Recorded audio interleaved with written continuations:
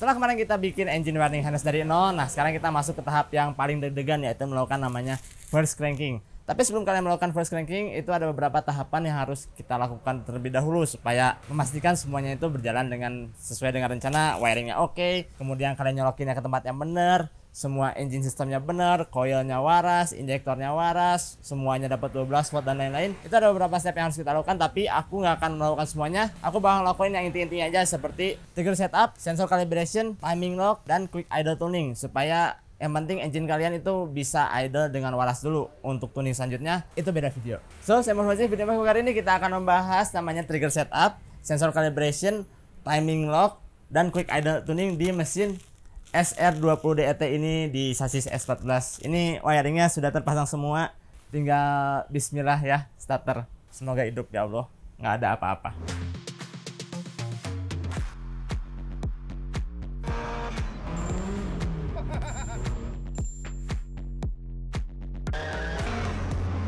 Oke, wiring engine-nya sudah terpasang. Seperti yang bisa kalian lihat, ini sudah semuanya terpasang. Walaupun tidak terlihat jelas karena ini masih bubble atas sama timing light dan lain-lain. Ini cam angle sudah terpasang. Coil juga sudah terpasang. Sudah aku cek coilnya bagus. Nah, cara ngecek coil, sedikit tips untuk kalian. Cara ngecek coil berfungsi atau enggak. Kalau di Speeduino dia ada fitur, hampir semua isi ada sih. Cuma kalau di Speeduino kita masuknya ke pojok kanan atas. Di sini ada test output hardware, enable test mode. Nah, di sini ada spark channel 1, 2, 3 dan 4. Nah, ini kalian bisa ngecek busi kalian atau coil kalian berfungsi atau enggak. Jadi kalian buka semuanya, kemudian kalian jajarin, kemudian kalian bisa ngidupin nih. Channel 1 hidupin 50%. Jadi dia bakal metik tek dengan deteksi 50%-nya. Begitu pula dengan 1, 2, 3 dan 4-nya. Itu untuk ngecek coil. Untuk ngecek injektor juga sama dengan cara yang tadi. Di sini ada injektor channel 1, 2, 3 dan 4. Kita cuma sampai 4 channel ya. Tapi hati-hati jangan sampai kalian kebanyakan, karena itu injektor di fuel railnya itu sudah pressurized fuel. Bensinnya sudah ada tekanan, jadi pasti ngeluarin bensin. Jangan terlalu sering karena bakal banjirin engine kalian. Dan selanjutnya timing light juga sudah terpasang. Timing light ini gunanya untuk melakukan namanya lock timing. Aku bakal bahas juga lock timing di episode ini. Kalau kalian belum tahu lock timing itu adalah untuk sinkronisasi timing degree di mesin dengan yang di ECU. Jadi antara ECU dengan mesin ini sinkron. Posisi piston ada di mana, berapa derajat, itu memang sangat-sangat sinkron. Jadi posisi piston, si ECU pun mengetahui posisi piston itu berapa derajat. Itu hitungannya memang harus benar-benar sesuai ya, supaya engine kalian enak dipakainya dan tuningnya juga mudah. Selain itu, aku juga melakukan sedikit perubahan di trigger disc-nya atau trigger wheel-nya. Ini adalah bawaan SR20DET atau RB25, RB26 itu sama kayak gini. Ini namanya Nissan 360. Jadi dia ada slotted lubang sebanyak 360. Jadi dia per 1 derajat. Kemudian dia ada 4. Jadi ini 360 plus 4 trigger disc-nya ya. Cuman kelemahannya kalau pakai trigger disc ini, dia sangat-sangat high resolution. Jadi ketika ada deflection atau timing belt kalian merah atau timing chain kalian ada sesuatu yang geser, si ECU bakal langsung deteksi bahwa ini ada perubahan derajat. Tapi kan pistonnya tidak berubah. Jadi banyak yang diganti dengan pakai ini. Jadi trigger disc yang SR20DET ini aku ganti dengan 24+1. Ini buatannya, desain by AM 24+1. Tapi ini proudly made in Indonesia. 24+1-nya dia dari dry carbon, laser cutting atau routing aku kurang tahu, tapi sepertinya sih ini laser cutting ya. Cakep banget soalnya, clean banget cuttingannya. Aku beli dari AHT Garage. Kalau kalian perlu trigger disc untuk SR atau RB25 atau RB26 yang 24+1 supaya engine kalian lebih reliable, kalian bisa kontak ke AHT Garage. Setelah kalian melakukan sesi integration, jadi kalau kunci kontak sudah nyala, engine kalian sudah nyala, kita bisa masuk ke tahap selanjutnya, yaitu adalah kita masukin base map.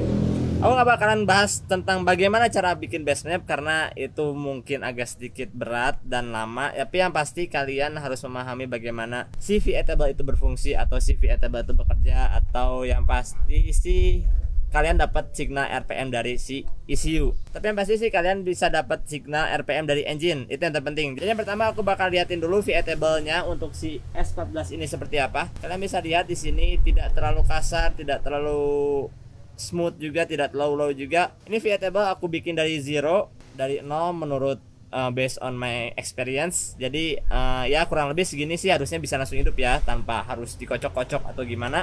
VA table itu adalah seberapa banyak kita masukin bensin. Kalau kalian pengen jelasnya bagaimana atau ini tuh apa, kalian bisa nonton video aku yang sebelumnya bagaimana cara tuning ECU.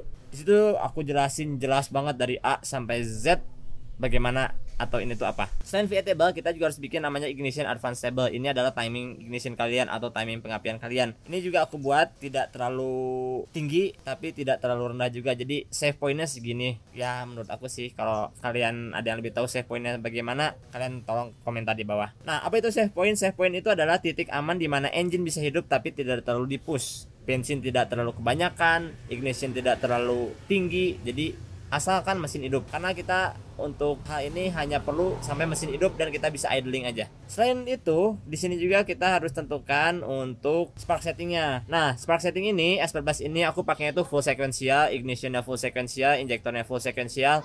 Kemudian untuk cranking advance angle-nya itu 5 derajat. Jadi pada saat cranking itu dia di lock 5 derajat. Itu adalah base map. Jadi kalian harus masukin base map. Pro tip, kalian bisa nyontek dari Haltech. Nah, kalian bisa nyontek base mapnya dari Haltech atau dari Motec, terserah apapun. Ini ada tampilan Haltech seperti ini, kurang lebih memang sama sih, cuman beda tampilannya aja. Kayak ibaratkan kalian pakai Nokia atau kalian pakai Samsung, sama aja kan, cuman beda tampilannya aja. Kalau Haltech ada ini untuk S14, jadi lebih mudah lah, tidak terlalu korek-korek dari bawah ya. Setelah base mapnya oke, kalian rasa cukup, kalian harus tentukan yang namanya adalah trigger setup. Ini adalah salah satu inputan yang terpenting untuk ECU standalone. Nah, trigger ini gunanya dia bakal ngirim signal RPM, seberapa cepat ini mesin berputar, kemudian seberapa derajat posisi mesinnya. Sudah aku jelaskan tadi di awal, engine ini asalnya 360 derajat. Di sini juga ada Nissan 360 derajat. Tapi karena ini aku ganti, jadinya pakai 241. Nah, aku sebutnya di sini itu adalah namanya dual wheel. 24 itu adalah yang di cranknya, sedangkan yang satu itu adalah di camnya. Jadi kita masukin 24+1 di primary-nya tuh, ini harusnya 24 kan, tapi kenapa 12? Karena cam itu berputar 2 kali daripada crank. Jadi 24 bagi 2 adalah 12. Plus satunya dia sudah otomatis, 24 masih dia plus 1. Untuk trigger edge-nya rising, dan untuk secondary trigger edge-nya rising juga. Jadi pada saat dia triggernya itu pada saat naik gitu, pada saat ada signal naik gini. Kalau kalian nggak tahu apa itu trigger edge, kalian bisa lihat di video aku yang masalah wiring part 2. Aku membahas apa aja yang inputan dari ECU. Di situ aku ngebahas adalah digital signal input. Nah, digital signal input berbentuknya itu square seperti ini. Rising itu jadi dia bakal nge-trigger ketika ada signal naik. Kalau falling dia bakal nge-trigger ketika ada signal turun. Itu perbedaannya. Selain trigger setup, kalian juga harus melakukan namanya sensor calibration untuk coolant temperature sensor, intake air temperature sensor, dan throttle position sensor, serta AFR atau wideband sensor. Itu sangat gampang kalau di Speeduino. Di sini tinggal masukin calibrate. Sini ada beberapa option ya. Ada calibrate temperature sensor, ada calibrate AFR sensor. Kita masukinnya contohnya yang temperatur dulu. Nah, untuk yang temperatur ada dua, ada yang coolant. Yang coolant ini adalah temperatur mesin, sedangkan air temperature sensor adalah intake air temperature kalian. Jadi udara yang masuk dalam mesin itu temperaturnya berapa derajat supaya si engine bisa mengkompensasi fuel yang dikasih. Nah, untuk coolant temperature sensor di sini satuannya resistan. Jadi kalau temperatur sekian, resistannya sekian ohm. Untuk nilai resistannya kalian bisa lihat dari manual booknya atau kalian bisa cobain sendiri. Kalian godok itu temperatur sensornya. Kalau 1 derajat berapa nih resistannya? Kemudian kalau misalkan temperatur ruangan 27 derajat, resistannya berapa. Sedangkan untuk intake airtime-nya ini aku pakainya yang GM open type. Jadi sini sudah ada optionnya GM General Motor. Ini tinggal diklik aja. Dan untuk yang TPS-nya di sini kalian bisa lihat harus digas sih. Ini close throttle ya. Gaspol. Nah, gaspol kelihatan kan? Sini 100%. Jadi kalau close throttle tutup Ki. Tutup, kita get current nilainya berapa. Gaspol lagi, buka penuh. Kita get current nilainya berapa. Oke. Lepas. Proses kalibrasi selesai. Langsung hidup lah. Sekarang kita tinggal lakukan yang namanya lock timing. Lock timing itu adalah ngesinkronin timing degree di atau timing ignition di mesinnya dengan yang ada di ECU. Contohnya di ECU-nya 0 derajat, ya di sini juga harus 0 derajat. Kita pakai timing light. Ini pakai timing light yang udah berumur sekitar 5 tahun kayaknya. Udah mulai usang, udah mulai harus di gini-gini kabelnya. Nah, caranya adalah di sini nanti kalian bakal lihat marking. Di sini nanti bakal ada garis. Sekarang kondisi garisnya lagi ada di itu, ada garis yang kuning kan. Titik kuning itu adalah TDC atau top dead center dari engine ini. Titik kuning itu harus pas berada di sini, pas di bawah garis ini. Begitu pula dengan yang di ECU-nya, kita harus setup juga yang di ECU-nya itu adalah kalau pakai Speeduino atau Mega Squid ya. Di sini ada enable atau fixed lock timing on.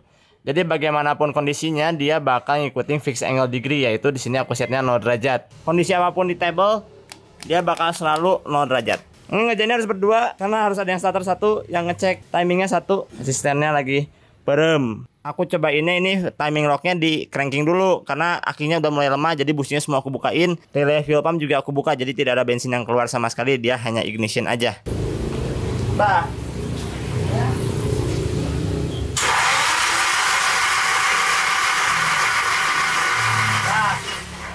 Geser terus degree angle yang di sini sampai kalian nemuin titik yang kuning tadi itu ada berada di bawah garis yang tadi. Ya, bah lagi, bah. Nah, yang kuningnya udah berada dekat di garis, kita bisa cranking. Ini nggak apa, segini aja dulu, nggak usah terlalu akurat, yang penting mendekati. Sekarang kita bisa cranking. Bismillahirrahmanirrahim. Jangan lupa relay fuel pumpnya pasang lagi.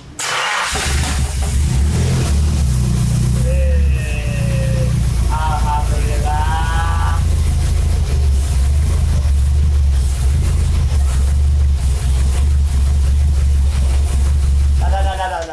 Dan bad news, oli muncrat-muncrat dari turbonya. Dari lubang itu banyak oli keluar. Haduh. Lumayan kan? Olinya ke mana-mana. Lihat itu. Oli semua muncrat dari situ. Ya ampun. Kena mesin las, kena meja kerja. Aduh. Oke, karena tadi ada sesuatu yang sangat-sangat mengejutkan dari turbonya keluar oli. Jadi sepertinya kita nggak akan bikin masalah tentang engine idlingnya atau quick tuning idle-nya seperti apa, karena tadi ini nggak bisa idle, soalnya idle aja olinya muncrat-muncratnya lumayan ekstrim. Harusnya sih kita sekarang melakukan namanya quick idling tune. Jadi gimana idlenya supaya bisa normal. Tapi karena ada sesuatu yang terjadi di luar ekspektasi, turbonya keluarin oli. Jadi untuk video quick idling tune-nya bakal aku mundur, soalnya aku harus bongkar dulu turbonya. Ini ada apa dengan turbonya, karena yang sebelumnya normal-normal aja. Tapi yang pasti engine-nya sudah running, wiring yang kemarin kita bikin sudah oke, working well, smooth, tidak ada apa-apa, alhamdulillahnya ya. Timingnya sudah kita lock, walaupun hanya baru cranking, tapi sekarang engine-nya sudah bisa cranking dengan normal. Tidak perlu digas, yang berarti base map yang aku bikin ini memang lumayan top tier juga ya. Jadi buat kalian yang udah ngikutin tentang bikin engine harness dari nol part 1, 2, 3, 4, ini adalah video pembuktiannya bahwa kalian bisa bikin engine harness sendiri. Nggak digas loh. Ya. Untuk update follow Instagram UJBD. Kalau video membantu jangan lupa klik tombol like-nya, dan jangan lupa tulis saran serta komentar kalian di kolom komentar supaya video kedepannya lebih seru lagi dan lebih informatif lagi. Jangan lupa subscribe channel ini supaya nggak ketinggalan juga video-video yang lumayan berfaedah sih menurut aku ya. Nggak tahu ya kalau menurut kalian hari yang buruk. Assalamualaikum warahmatullahi wabarakatuh.